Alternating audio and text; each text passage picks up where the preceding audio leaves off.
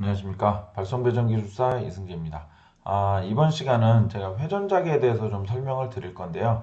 이 회전자계를 보통 설명을 할 때 여러 가지 수식들이 좀 많이 들어갈 수도 있는데, 지금은 제가 어떤 수식에 대한 관점보다는 좀 원리적으로 이게 어떻게 되는지 이런 부분들을 좀 설명을 드리도록 하겠습니다.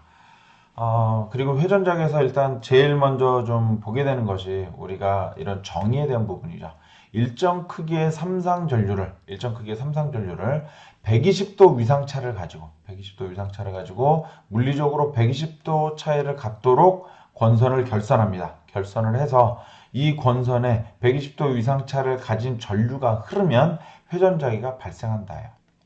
이 사람들이 참 머리가 좋은 겁니다. 어떻게 이런 생각을 할 수 있었는지. 삼상이라는 거를 발견해낸 것도 참 대단하지만 이걸 이용을 해서 또 회전자기를 만들었다? 참 전 대단하다고 생각합니다.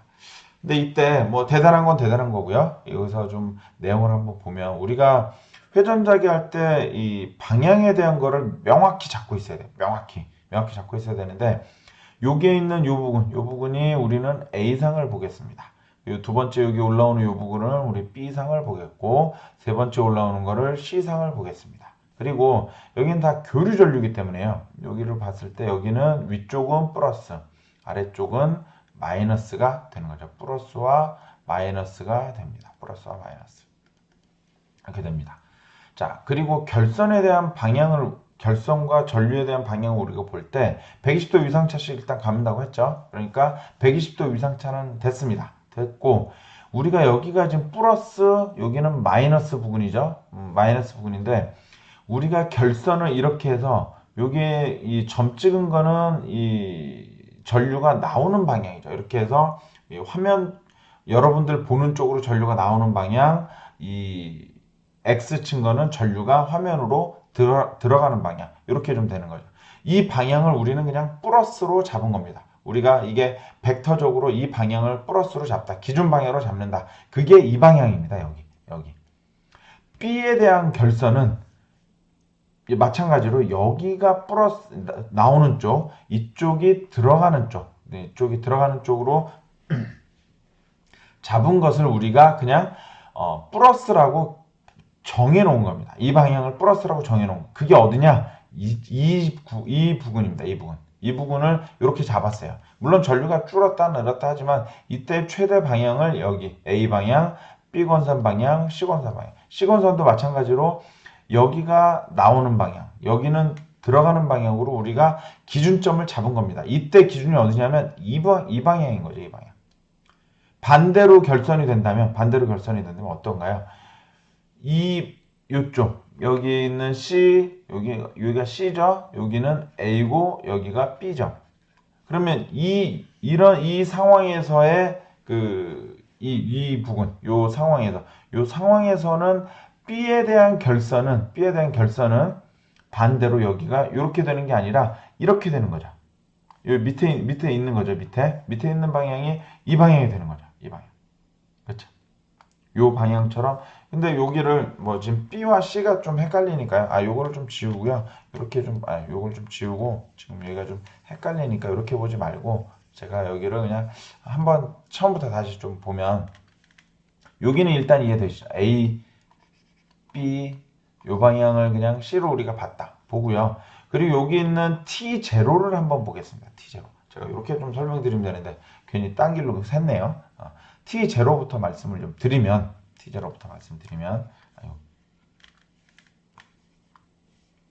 지금 여기에서는 방금 전에 된 기준이 여기가 플러스, 여기가 플러스인 방향을 이렇게 다 잡고 있겠다라고 정의를 했어요. 여기서부터 시작인 거죠. 그럼 지금 이 순간에, T0인 순간에는 A는 그냥 이 플러스 방향으로 그대로 있는 거죠. 그대로. 그렇죠. 이거와 동일한 위치로 있는 거죠. 그런데 이 순간에 있어서 B와 C에 대한 전류는 지금 이거와 전혀 반대 방향으로 전류가 흐르는 거죠. 결선은 되어 있지만 전류가 반대 방향이죠. 전류가. 그렇죠. 그러니까 B 전류가 어때요? 여기서는 들어가는 방향, 여기서는 나오는 방향이죠. 완전히 반대인 거죠. 여기를 한번 보면 완전히 반대가 되는 거죠. 그렇죠? 이 방향도 반대가 되는 거죠. 이해가 되시나요? A 방향은 그대로가 있고 B 방향과 C는 완전히 반대. 그러니까 C 방향도 어때요? 여기는 들어가는 방향, 여기는 나오는 방향. 여기는 C가 나오는 방향, 여기는 들어가는 방향. 완전히 반대인 거죠. 그렇죠? 그러니까 이렇게 이해를 하셔야 됩니다. 그러니까 이게 제가 왜 이 얘기를 좀 드리냐 하면 책마다 이거를 명확히 정의하지 않고 그냥 여기선 요거, 여기선 이거, 여기선 이거 그냥 이런 식으로만 설명을 하고 말아요. 그래서 우리는 그걸 그렇게 쳐다보지 말고요. 쳐다보지 말고 반드시 기준점을 삼아야 돼요. 기준점을. 이 기준점이 어디냐? 우리는 그냥 이렇게 갖는 거 기준점 하나. 그렇죠? 여기가 플러스인 나오는 거 들어가는 거.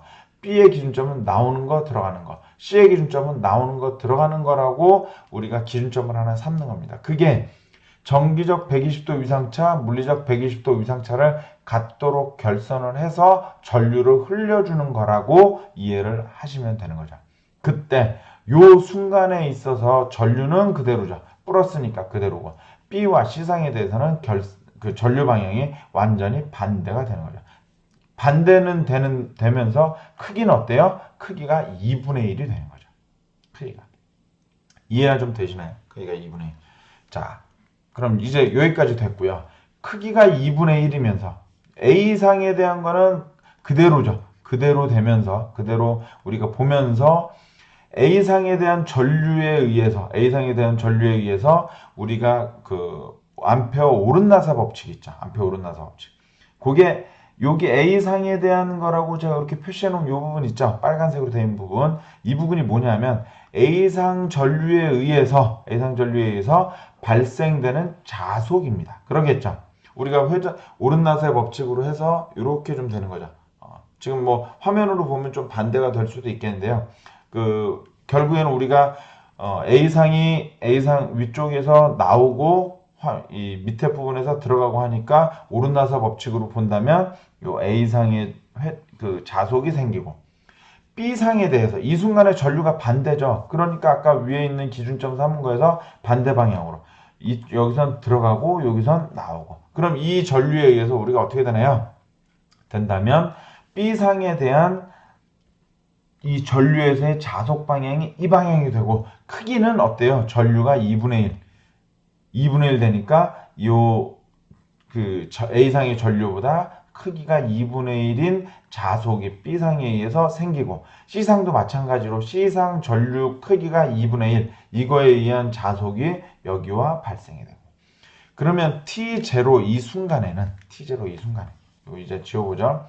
T0 이 순간에는 어떤가요? T0 순간에는 A상에 대한 전류에 의한 자속, B상에 의한 전류에 의한 자속, C상에 의한 전류에 의한 자속에 의한 합성 자속이 이 방향으로 하나 생기는 거죠. 합성 자속이. 그럼 이게 어때요? 벡터적으로 A상, B상, C상에 대한 자속이 다 합쳐지면 되는데 이때 각 크기는 2분의 1이라고 그랬고 그리고 2분의 1. A는 자기 원래 크기고 얘가 120도 차이죠. 120도 차이.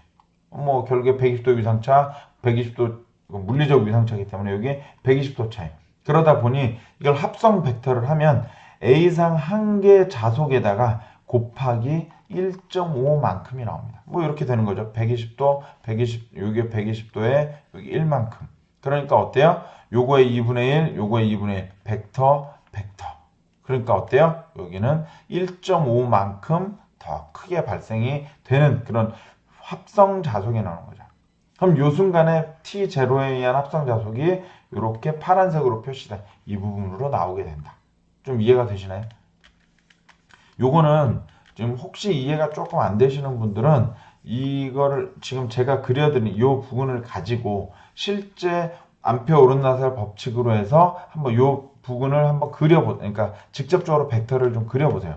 벡터 B상에 의한 거, C상에 의한 거 그려보고 이때 크기가 얼마다? 2분의 1인 거. 이 2분의 1이라는 거는 결국 우리 그냥 사인, 코사인, 삼각함수를 가지고 좀 보면 되는 부분인 거죠. 그래서 그 부분을 가지고 좀 해보면 여기가 1.5라는 크기를 얻을 수 있어요. 뭐에? A상 하나 크기에 의한 자속에 대한 1.5라는 것을 우리는 얻을 수 있습니다. 이게 T0에 대한 부분이에요. T0. 그럼 T1을 한번 볼까요? T1을 한번 보면 이때 T1에서는 오히려 B가 1인 크기죠. 1인 크기고 원래에 대한 크기. 그러다 보니 여기 보니까 이거는 원래 크기로 바뀌었네. 여기 어때요? 같은 방향이죠. 이것도 같은 방향이죠. 그렇죠? 그리고 나서 이제 싹 여기를 싹 한번 지워보고요. 싹 지워보고 이제 조금 알아보기 쉽게 하기 위해서 지워보고 B상이 조금 전에 요거 했던 거는 봤죠? 봤으니까 이제 뭘 보면 되나요? C상을 볼까요? C상이 원래 이 방향이 플러스였는데 지금 이 T1 순간에 C상도 마이너스죠. 마이너스인데 크기는 2분의 1. 근데 일단 방향만 놓고 보면 방향은 완전히 반대로 이렇게 바뀌어 버리는 거죠. A상 어때요? A상의 방향도 완전히 바뀌어 버리는 거죠. 여기 이거에 대비해 보면 B상의 방향도 A상의 방향도 완전히 바뀌고 B상은 그대로고 크기는 원래 기준 삼은 거 그대로고. 그래 어때요? 다시 싹 이걸 지워보고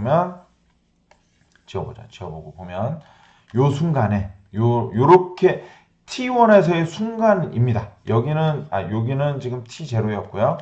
여기는 잘 안 바뀌네요. 여기는 T0 순간이고 여기는 T1 순간인데 요 T1 순간에서의 전류 방향에 대한 어떤 방향을 표시를 해보면 이렇게 표시가 되는 거죠. T1 순간에서.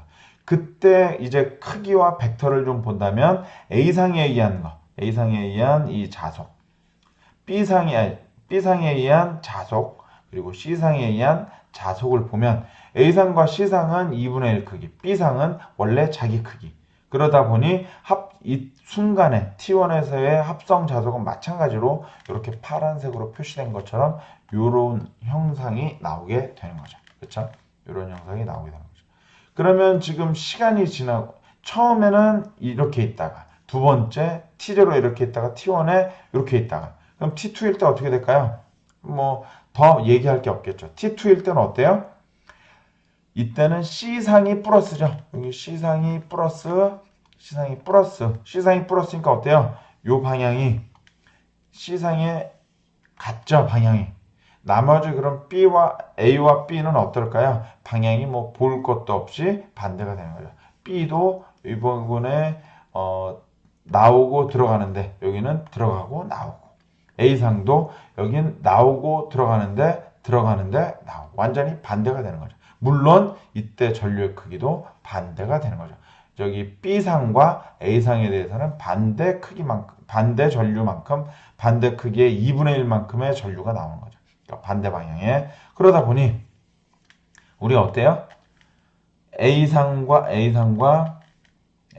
전류 어때요? 2분의 1 크기에 의한 자속만큼만 나오고 여기 B상에 의한 전류도 여기 좀 잘못 여기가 좀 안 왔네요. 여기 B상이네요. B상에 의한 전류만큼의 크기도 2분의 1만큼 되는 이 자속의 크기가 여기 오고 여기 B상입니다. 여기가 B상이 2분의 1 크기.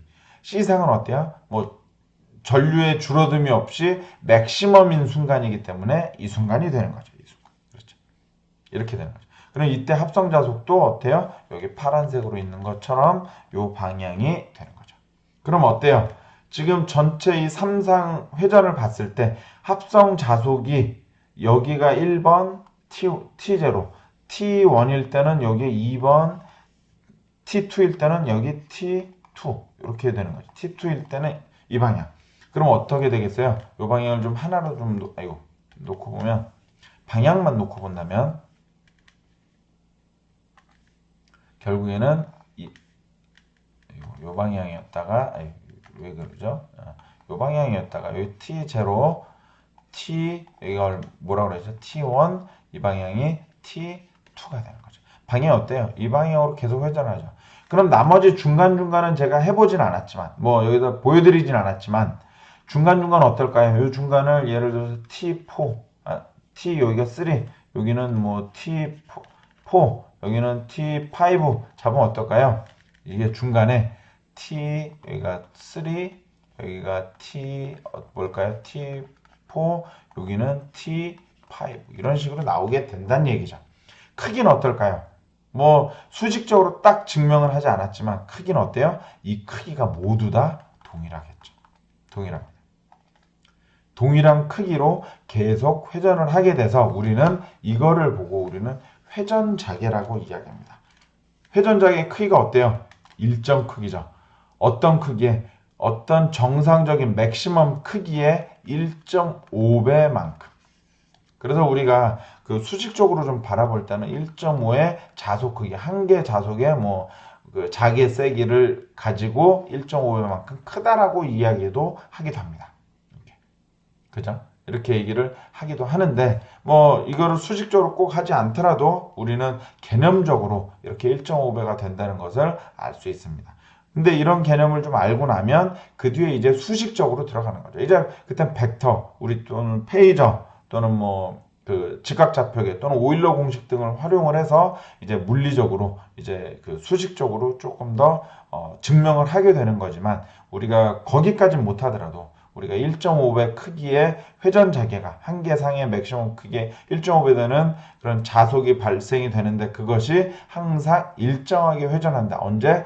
일정 크기의 삼상전류를 120도 위상차를 가지고 물리적으로 120도 차이를 갖도록 해서 권선의 전류 흐르면 회전 자개가 일정 크기로 회전을 한다. 그러니 우리는 그 저기 뭐죠? 아라곤의 원판 있죠. 지금 생각이 잘 안 나냐. 아라곤의 원판에서 그 자속 발생을 우리가 수동으로 하지 않고, 수동으로 하면 뭐 말은 안 되지만 수동으로 하지 않고 외부에서 발생되는 자속을 만들어줄 수 있다는 얘기죠. 아주 일정하게. 그것도 주파수도 일정하게. 그러니까 회전 속도가 일정하도록 해줄 수 있다는 얘기죠. 그러니까 이 얼마나 대단한 건가요? 이런 것들을 생각해야 되는 그 자체가 참 저는 대단하고 경이롭다라고 생각합니다. 참 사람들이 머리가 좋은 거죠. 이렇게 해서 회전자기에 대한 어떤 그 회전의 원리 또는 뭐 크기의 원리 또는 이 벡터 방향의 이런 부분들을 설명을 좀 드렸는데 이해가 좀 되셨는지 모르겠습니다. 그래서 이 회전자기에 대한 원리를 그 꼭 수식이 아니더라도 이렇게 원리적으로 좀 이해를 잘 하실 수 있으면 우리가 전기를 특히 교류를 이해하는 데 있어서 조금 더 도움이 되지 않으실까 생각이 됩니다. 이렇게 해서 회전자개까지 설명을 드렸고요. 다음엔 또 다른 것으로 여러분들을 찾아뵙도록 하겠습니다. 수고하셨습니다.